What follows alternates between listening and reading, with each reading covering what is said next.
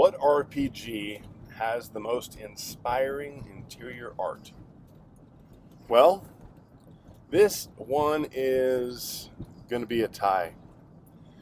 And I'll, of course, talk about what inspiring means to me. When I think of inspiring, I think of art that makes me want to play the game and art that maybe makes me want to play the game's way. What I mean by that is sometimes you play a game and then you modify the setting or you house rule it or whatever.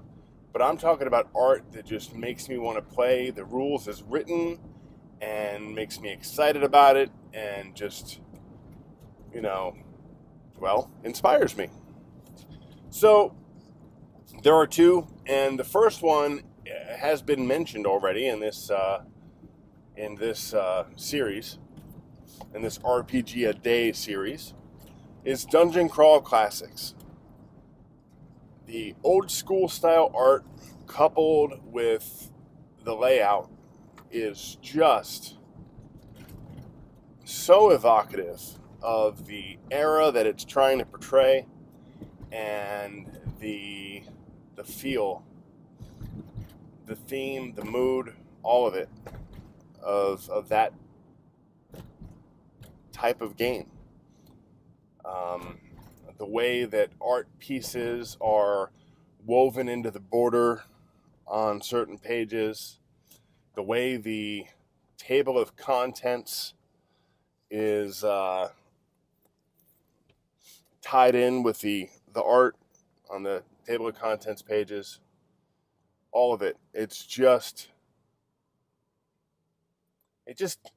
not only takes you back, but it pulls you in. And it just makes me want to play Dungeon Crawl Classics. It makes me want to try a campaign of it, even though I'm told that's a fool's errand.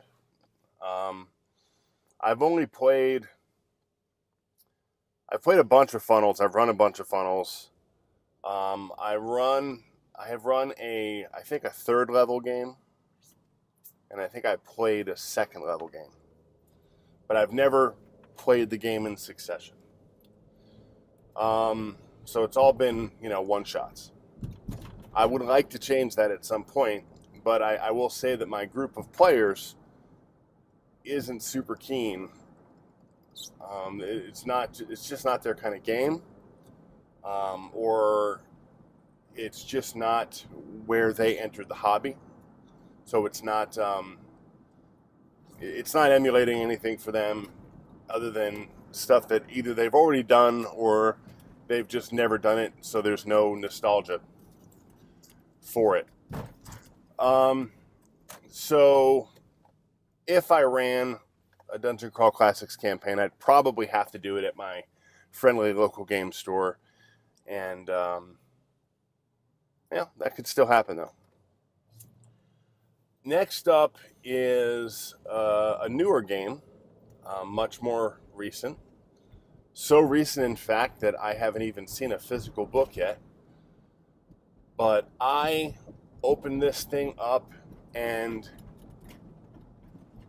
I think I squeed. It made me giddy. I may have meeped. I am sure I made an involuntary, not very Ron-like noise when I opened it, and that is the new Star Trek Adventures. When I got into the hobby, I was not really interested in fantasy so much as I was interested in sci-fi, and my main exposure to sci-fi was Star Wars and Star Trek. Keep in mind, though, that when I first played in '84, it was a year after Return of the Jedi came out. But when I got into game mastering a couple years later, it was around the time when Star Trek The Next Generation was coming out.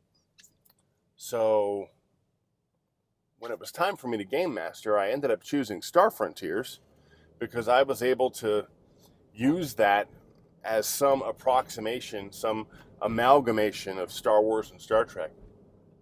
And I had a blast.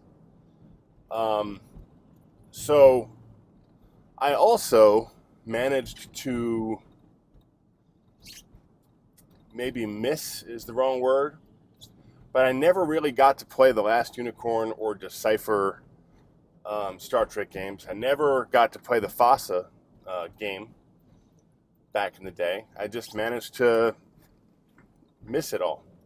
I don't even think I knew the FASA game existed.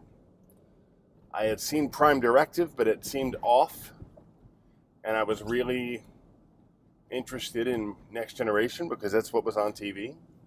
Although I love the original Star Trek, always did. Would watch the reruns all the time on TV.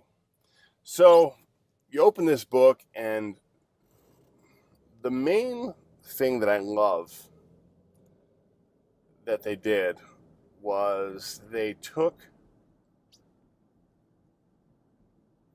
did art that either looks like, not looks like photos, but looks like it was art made from photos, or it might be art made from photos. It might even be doctored photographs made to look like art. You know, when I say art, obviously I know photography is art, but we're talking about, line art and that sort of thing. Interior art that we're used to in a role-playing game. But I don't know enough about it to tell you which of the three, and it might even be a combination, that it is. But one thing I tend to hate about TV and movie properties is they tend to use still images made from the cells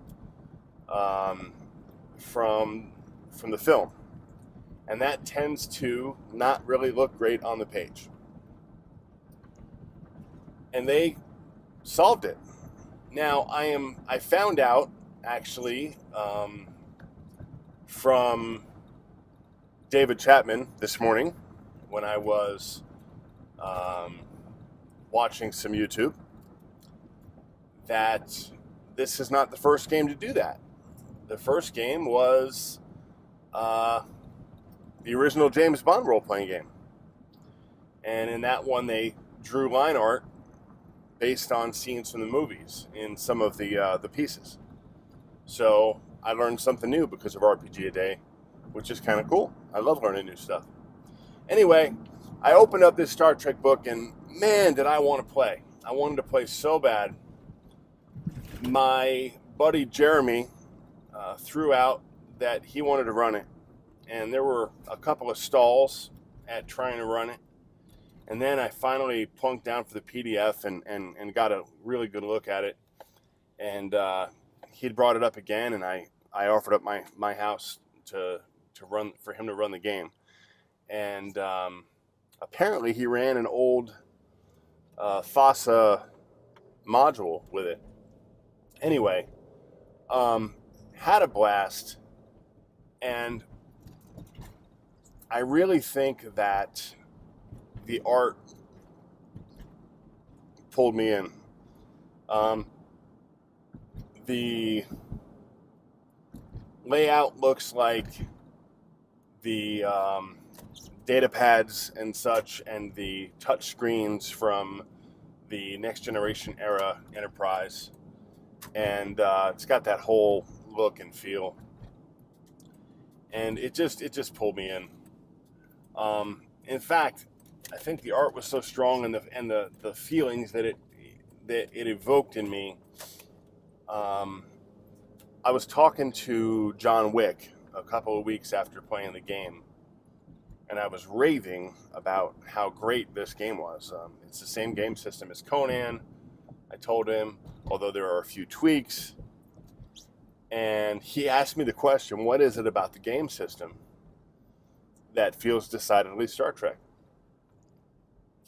And in that moment, I realized there was nothing about the game system that made me feel like Star Trek. It was all emotion that made it feel like Star Trek. It was Jeremy's handling of the module, and it was probably the writing of the module that evoked Star Trek for me more than the game system. So it was interesting that it made me think that. But anyway, that's it for me. This one will be another one in the books, so we'll see you tomorrow. And until then, do good, avoid evil, and play more games.